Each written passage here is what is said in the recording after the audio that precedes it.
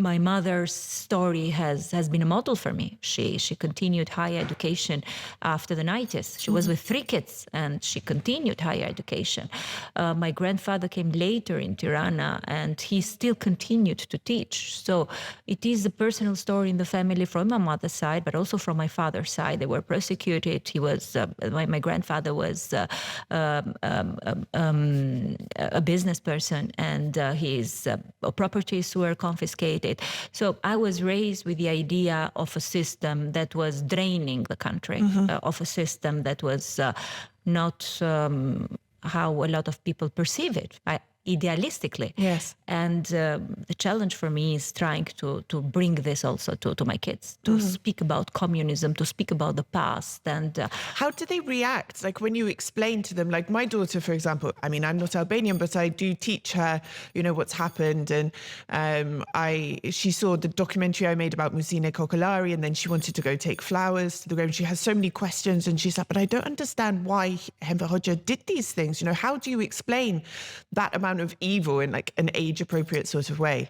Jorida is about the same age of my kids. So they are at an age where they make you a lot of questions. They ask about everything.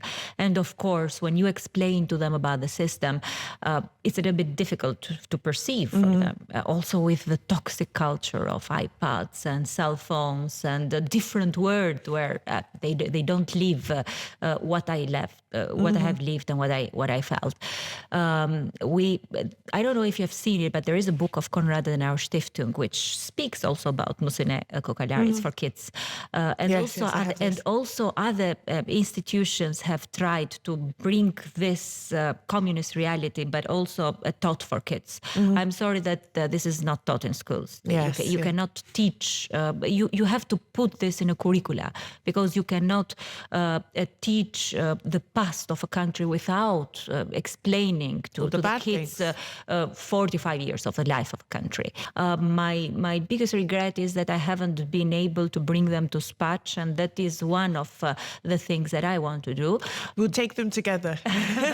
But the thing that I feel good about is that my 6-year boy, Dren, when you speak about communism, says that communism is not good. Yes. Yeah. So it is something that it is a challenge to transmit it to them, but it is something that both me and my husband do, not on a daily basis, but every time that we can. Yes. No, it's a shame it's not taught in schools. Like there's a whole generation of children growing up carrying like the intergenerational trauma, but not knowing why it's there.